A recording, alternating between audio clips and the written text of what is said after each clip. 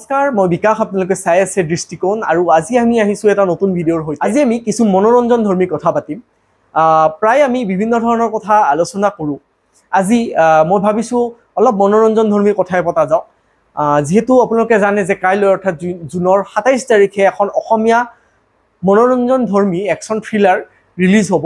সকলোৰে চিনাকি সকলোৰে আদৰৰ ৰবি শৰ্মাৰ অভিনীত এখন সিনেমা ৰুদ্ৰ আৰু এই ৰুদ্ৰ সিনেমাখনৰ কথা বৰ্তমান যথেষ্ট চৰ্চাত আছে আৰু বিভিন্ন ধৰণৰ পডকাষ্টতো মই দেখিবলৈ পাইছো যে এই সিনেমাখনৰ বিভিন্ন ধৰণে প্ৰচাৰ আৰম্ভ হৈছে আৰু প্ৰচাৰ আৰম্ভ হোৱাৰ লগে লগে প্ৰতিগৰাকী কলাকুশলীয়ে আশা কৰিছে যে আহিবলগীয়া দিনকেইটাত আমাৰ সিনেমা হল যথেষ্ট পৰিমাণে হাউসফুল হোক আৰু ৰাইজে যাতে এই সিনেমাখনক যথেষ্ট পৰিমাণে আদৰ দিয়ক তাৰে তেওঁলোকে আশা Vanraj, the most wanted man. তুলিয়ানি মোৰ জীৱন কৰিলে গতিকে আমি সকলোৱে মিলি আমাৰ এই দায়িত্বটো পালন কৰিব লাগিব যে আমি অসমীয়া হিচাপে আমাৰ অসমীয়া এই যিটো সিনেমা জগত আছে এই সিনেমা জগতটো বচাবৰ কাৰণে আমি বিভিন্ন ধৰণে চেষ্টা কৰিব লাগিব আমি যদি চাও যোৱা কেইটামান দিনৰ পৰা অসমীয়া ছবি জগতৰ যথেষ্ট পৰিমাণে উত্থান ঘটিছে আৰু কেইদিনমান আগৰ পৰা যদি আমি চাও যে বিদুৰ ভাইৰ দৰে সিনেমা আমাৰ অসমীয়া ছবি জগতত সংযোজন হৈছে ভাইমন্দাৰ দৰে সিনেমা আহিছে ৰঘুপতি ৰাঘৱ আৰু এতিয়া ৰুদ্ৰ এনেকুৱা ধৰণৰ সিনেমা আমাৰ ছবিগৃহত আহিছে আৰু এই ছবিগৃহত অহাৰ পিছত এনেকুৱা সিনেমা চাবলৈ মানুহৰ যথেষ্ট আগ্ৰহ জন্মিছে আৰু হাউসফুল প্ৰতিটো শ্ব' হাউসফুল এইটো এটা বহুত ভাল কথা যে এখনৰ পিছত এখন সিনেমা হাউসফুল হৈ গৈ আছে বিদুৰ ভাই চাবলৈ গৈছিলো প্ৰথমতে টিকট পোৱা নাছিলো তাৰ পিছত টিকট পালো আৰু মান ভাল লাগিল সিনেমাখন যথেষ্ট কমেডি আছে বা সমাজৰ কাৰণে এটা ভাল বাৰ্তাও আছে তাৰ পিছত ৰঘুপতি চালো ৰঘুপতিৰ ক্ষেত্ৰতো একেই ঘটনা যে হাউসফুল হৈ আছিল মানুহে টিকটেই পোৱা নাছিল বহুত দিন চাবৰ কাৰণে বহুত দিন চলিছিল ঠিক তেনেদৰে ভাইমন্দাৰ ক্ষেত্ৰতো একেই ঘটনা বহুতে টিকটেই পোৱা নাছিল আৰু সিনেমাখন ব্যৱসায়িক ভিত্তিতো যথেষ্ট লাভজনক হৈছিল এনেকে প্ৰত্যেকখন সিনেমাই ব্যৱসায়িক ভিত্তিত লাভজনক হৈছে আৰু বেক টু বেক এখনৰ পিছত এখন সিনেমা হাউসফুল হৈ গৈছে এয়া অসমীয়া সিনেমাৰ কাৰণে এটা ভাল দিন ভাল যুগৰ কথা আৰম্ভ হৈছে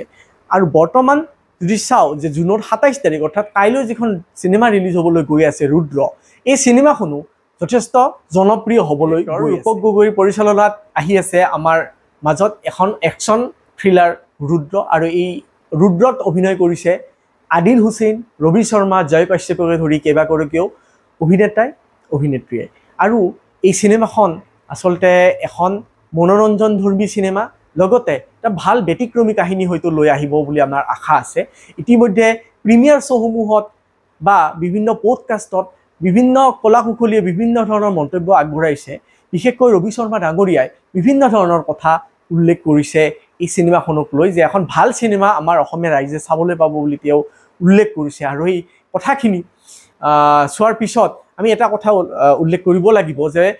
তেওঁৰ যিখন সদ্য মুক্তিপ্ৰাপ্ত সিনেমা আছিল ৰঘুপতি যথেষ্ট ব্যৱসায়িকভাৱে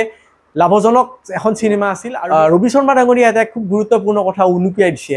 সেয়া হৈছে যে আমি সাধাৰণতে সিনেমা চাবলৈ গৈ সিনেমাখনৰ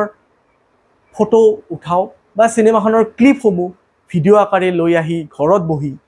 সেই ক্লিপসমূহ ছ'চিয়েল মিডিয়াত বা আমাৰ ইউটিউব চেনেলত আমি আপলোড কৰোঁ ভিউজৰ কাৰণে বহুতে চাইও বহুত ভিউজ পায় কিন্তু এই ক্ষেত্ৰত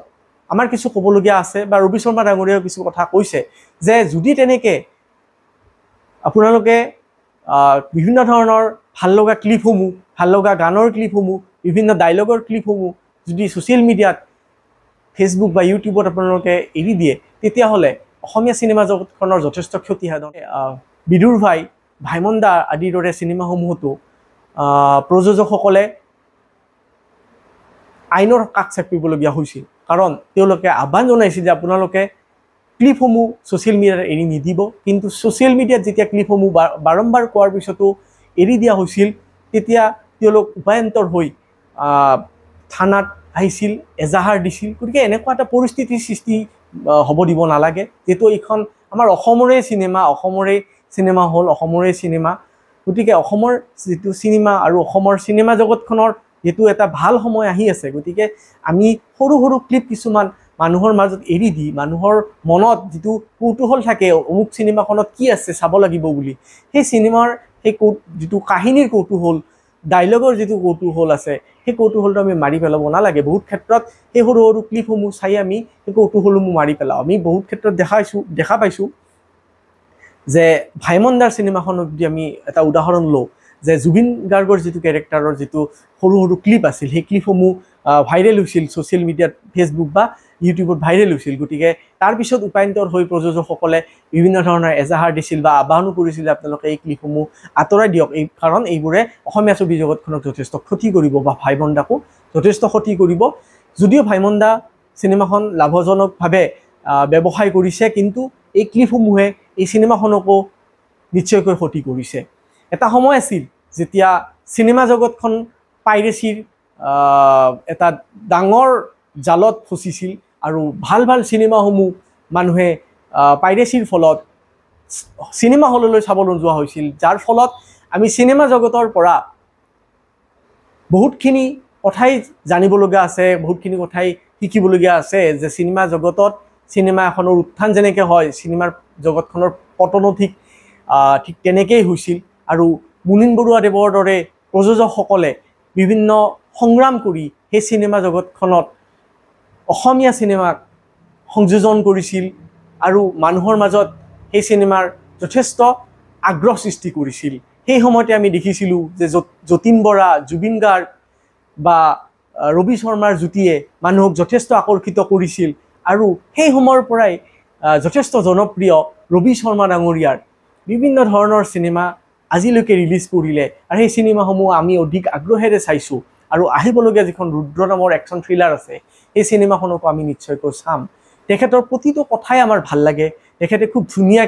বহুত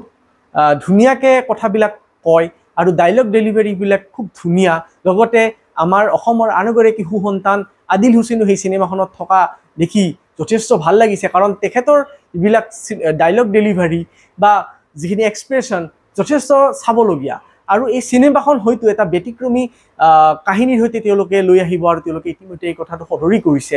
যে ৰাইজে এই ব্যতিক্ৰমী কাহিনীটো নিশ্চয়কৈ আদৰি ল'ব বুলি তেওঁলোকে কৈছে। গতিকে এই ক্ষেত্ৰত আমাৰ ক'বলগীয়া এটাই যে আপোনালোক সকলোৱে অসমীয়া চিনেমা চাবলৈ আহক, কিন্তু অসমীয়া চিনেমাৰ ক্ষতি হ'ব পৰা কামবোৰ নকৰিব, যেনেকৈ এই ছ'চিয়েল মিডিয়াত ক্লিপসমূহ আপোনালোকে এৰি নিদিব। আৰু ভৱিষ্যতে যাতে অসমীয়া চিনেমাৰ ভাল দিনত হাউচফুল হৈ মানুহে যাতে টিকট নাপাই ঘূৰি যাবলগীয়া অৱস্থাৰ সৃষ্টি হৈয়ে থাকে, এখনৰ পিছত এখন ভাল চিনেমা যাতে আহিয়ে থাকে, সেই কথাটো আমি আশা ৰাখি আহিছোঁ। আৰু ইতিমধ্যে ৰবি শৰ্মা ডাঙৰীয়াই কোনোবা এটা পডকাষ্টত তেখেতে কৈছিল যে তেখেতৰ নতুন প্ৰজেক্ট এটা আহি আছে, সেই প্ৰজেক্টটোৰ নাম হৈছে মক্স। বা জুবিন গাৰ্গৰে কেইবাখনো চিনেমা আহি আছে, ৰৈ ৰৈ বিনালেৰ কথা তেখেতে বাৰে বাৰে কয়, তেনেধৰণৰ চিনেমাসমূহ আহি আছে। গতিকে ভাল ভাল চিনেমাসমূহ যেতিয়া আমাক উপহাৰ স্বৰূপে দি আছে, গতিকে আমি অসমীয়া ৰাইজৰ এটা দায়িত্ব আছে যে আমি এই চিনেমাসমূহ চাব লাগে, আৰু চিনেমাসমূহ চাই আমাৰ অসমীয়া চিনেমা জগতখনৰ উত্থানৰ এই ভাল দিনকেইটাত আমি একেলগে থিয় দিব লাগে। 2-3 বছৰৰ পৰা যদি চাবলৈ যাওঁ, ভালেকেইখন চিনেমা ছবিগৃহত আহিল, ব্যৱসায়িকভাৱে যথেষ্ট লাভজনক হৈছে। গতিকে তাৰ ভিতৰতো কেইবাখনো চিনেমা আছে সেইখন চিনেমা লাভজনক নহ'ল। সেই চিনেমাকেইখনৰ কিন্তু চাব গ'লে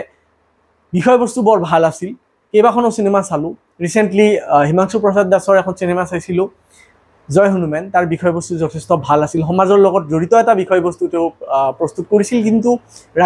ৰাইজে ইমান সঁহাৰি নিদিলে বা দৰ্শকৰ অভাৱত চিনেমা হলত সেই চিনেমাখন নচলিল। আমিও চাব যাওঁতে দৰ্শক নাছিলেই, প্ৰায় 15-20 জন দৰ্শকেৰে আমি চাইছিলোঁ। মোৰ মনত আছে এবাৰ লোকেল কুমফু নামৰ এখন চিনেমা প্ৰথম যেতিয়া আহিছিল, কম বাজেটৰ এখন চিনেমা, সেই চিনেমাখন চাবলৈ যাওঁতে অনুৰাধাত চাইছিলোঁ গুৱাহাটীত। সেই চিনেমাখনতো ইমান বেছি দৰ্শক নাছিল, কিন্তু পিছত দেখা গ'ল যে যেতিয়া নেক্সট ছিজনটো আহিল লোকেল কুমফুৰ, তেতিয়া সেই চিনেমাখন যথেষ্ট জনপ্ৰিয় হৈ পৰিল। আৰু আগৰ যিখন চিনেমা, প্ৰথম চিনেমাখনৰ ক্লিপসমূহ যেতিয়া ভাইৰেল হৈ পৰিল, তেতিয়া বহুতে পিছৰ চিনেমা এখন চাবলৈ গ'ল আৰু যথেষ্ট দৰ্শক ভৰ্তি হৈছিল, আৰু সেই তেনেধৰণৰ ব্যতিক্ৰমী চিনেমা চোৱাৰ কাৰণে